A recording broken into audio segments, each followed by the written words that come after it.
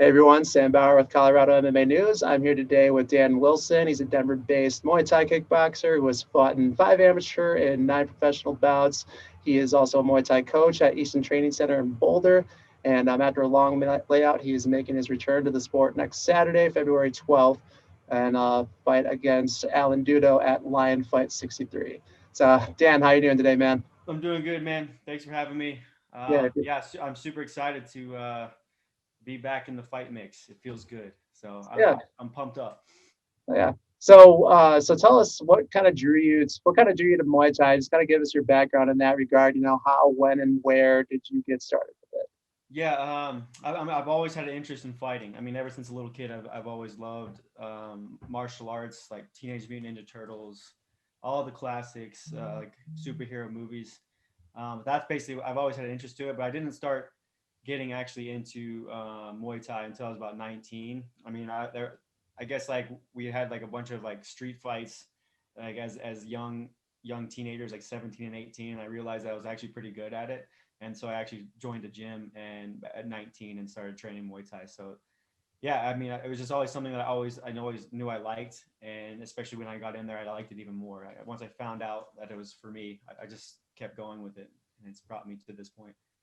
Yeah. So I also read on your Easton bio that Three Ninjas also came up. Is that Yeah, accurate? that was a classic one when I was like, All nine, all 10. three all three or Yeah, four of all three them. of them, every single one of them. I still like them. They're still funny as hell to watch. And so then, when did you head off to Thailand to fight professionally? Yeah, yeah. I mean, I was 24 when I went out to Thailand. So like I said, I started when I was 19. I had my first fight when I was, I think 20 or so.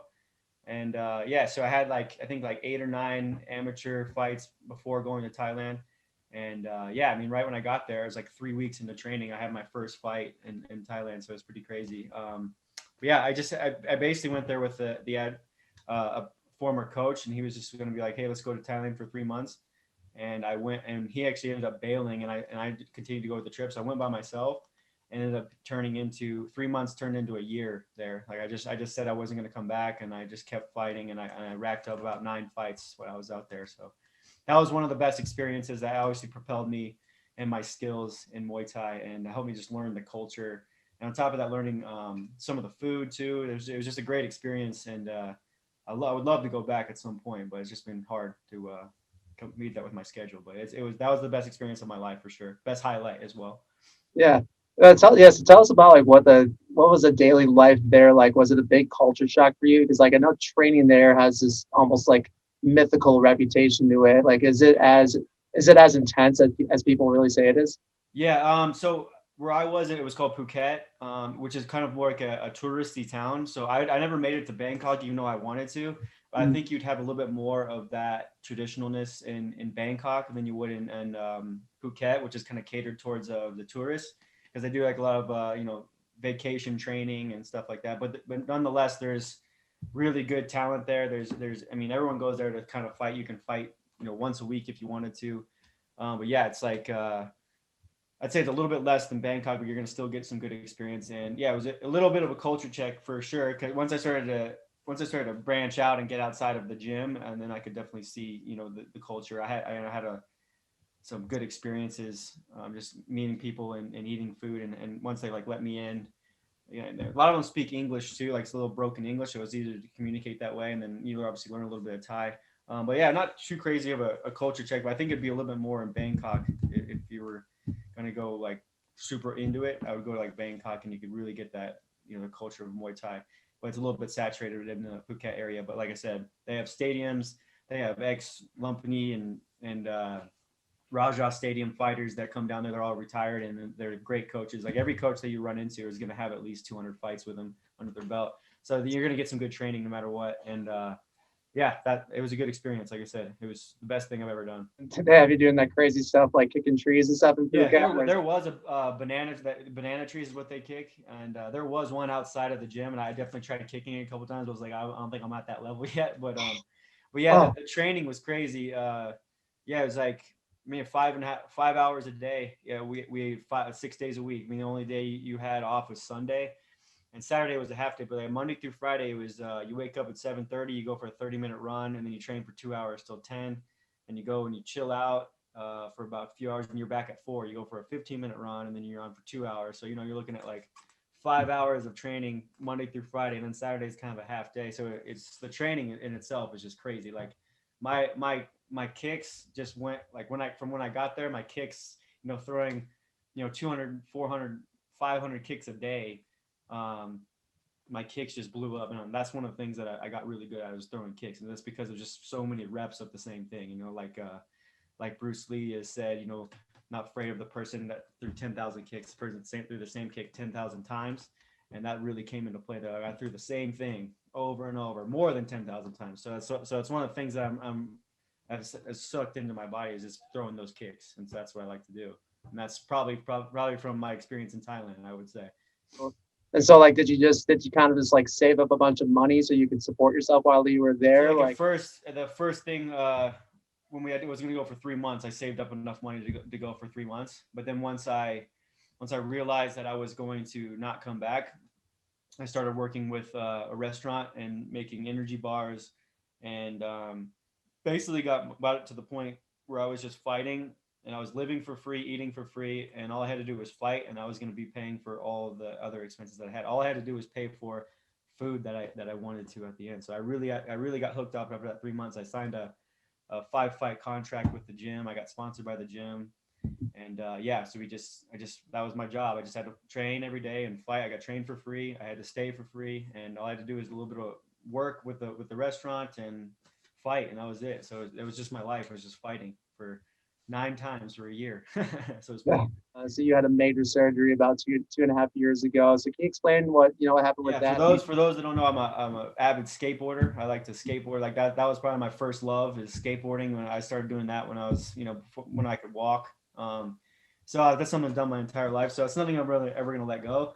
But I've been trying to like train and skate, and I think they correlate really well together. They come together, training in Muay Thai, or skateboarding in Muay Thai.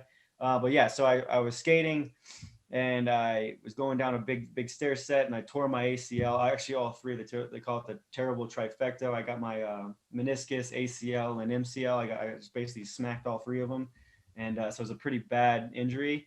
And of course, we'd have to go through surgery. And that was let's see, that was my 30th birthday. So I'm 32 now. So it's been about 2.5 years since I competed, since that surgery.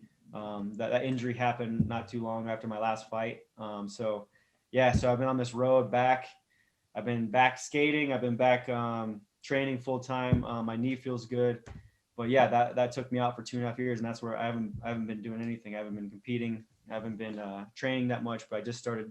This past year has been, especially during the COVID pandemic, I've really started to ramp up the training, because there's really not much else to do, and the skateboarding, and I just feel like my knee is back to 100%, and I'm ready to give it another go. So What was that like for you, like mentally? tough, Like, very tough, because that was my life, skateboarding and training and all and Muay Thai was my life, and it still is my life. But like when that hit, and I knew that I wasn't going to be able to do it, I really didn't know I was going to do it anymore, and so all that stuff mentally really broke me down. And yeah, I guess you could say I wasn't eating healthy. I wasn't being a very healthy person, that's for sure. But one thing that changed my life is I had a son, that really changed me and helped me get my stuff back together and get back on the right track. And yeah, everything just kind of came into play after he was born. But definitely during that period of time, that first like 6 months to a year, I didn't know if I was going to fight again. Had a really unhealthy lifestyle, and yeah, just things weren't going very well and then once my son was born, everything kind of changed around at that point, and I started getting everything back together, and here we are. We got my knees back. I've been training well, still been skating. We put the skateboarding on hold, obviously, so we can avoid injuries for the next month, but we'll be doing that once this fight's over with. But yeah, everything is back, and I feel great, and I'm just I guess like what the turning point for me was having my son born, and that's really changed me as a person. So it's been good. yeah. And so I know that your goal, or at least one of them, from what I've heard, is to compete in Glory. For those viewers that don't know much about Glory, it is probably the most elite kickboxing promotion there is. And so after this setback, do you still feel as confident as you did before that you can make it back there? Yeah, for sure. Well, speaking of this next one of my biggest goals was when Lion Fights came out, was to fight on Lion Fight. Obviously, I love Glory. I think both of them have the great rule sets, because when you take out the elbows and the clinching, it kind of changes the game a little bit, and it's cool to see that side of it, and that's why I really like Glory. But then when you bring the elbows and the clinching back in, that's why I like the lion fight rule set. I think that's great to have both of them. So I'd like to fight on both of them again. But like I said, fighting on lion fight was a huge goal of mine, and I'm glad once the opportunity came, I was absolutely about it. I would love to fight on the promotion. It's one of the promotions I've always wanted to fight on. So I'm very thankful for the opportunity, and I would love to fight on both Glory and Lion Fight again if we could. As I feel good, I feel like I've gotten all my confidence back. I've been that first year of the surgery, from post surgery, it was really hard getting that confidence back and just trusting my knee in it. But it's finally here. I finally feel 100%, and yeah, I'd love to. I think if I don't know how much more I got left in me, of course, because I'm getting up there in age, but it's definitely something I would put on my radar. It's like I would love to fight on Glory. I'd love to fight on Lion Fight. I'd love to fight on the big shows. That would be awesome, just to kind of finish out my career here. It'd be awesome. And like, do you have like, a kind of maximum age where you think you'll be healthy to still be fighting? It's hard to say, like, I mean, because if you watch like the UFC, you can see some of these guys are like 40 years old, and you kind of wonder, like, damn, that's pretty crazy. But I think for me, it's how much fight time I have left. I wouldn't really put a number or an age on it. It's just like how much more damage can I take? How much more these training sessions? That's the stuff that racks up on your body, and that's the stuff that ages you. Ages you in the fight game. It just comes down to all that kind of stuff. But it's about how much fight you got left in you, not how much time, really. So I understand you'll have skateboarding, and then you're also a personal chef. So that's basically been in my back pocket this entire time. Yeah. I have a culinary degree, and I've been doing that. I've been like, so ever since I've been in America, like I didn't do too much of it in Thailand. I did a little bit like of cooking, but in America, I've always been doing a part-time chef, and then training or fighting part-time. So that's always been in my back pocket, and that's definitely what I'm going to transfer over to once I've completed my fight career. I'm going to definitely go to 100% of being a personal chef, and hopefully build a business out of that a little bit big. I mean, I already have a personal chef business, but I'm looking to do a bigger scale up my business for that. And the goal really is to transfer over to athletes and provide food that provides good energy for athletes. And that's kind of the goal behind that. And I would love to do like a meal delivery service and plans for athletes of all sorts, like not just martial arts, like football and soccer. Yeah. All that stuff. So that's the goal. But again, it's hard to balance the two. So you got to put your focus into one, and that's always been in my back pocket, and that will continue to be there until I'm done fighting. Then we'll go 100% on that. Now, after all you've gone through, you're now less than 2 weeks away from your return to the sport that you've loved your whole life. Yeah. So how are you feeling right now about your return and your opponent, Alen Dudo? Yeah, super excited. Like I said, I just want competition to get back in there. I want to test myself. It's about me. It's about me fighting myself in there, and really seeing if I still got it, especially mentally. I know physically I feel good, but it's about that mental battle that always happens with every fight.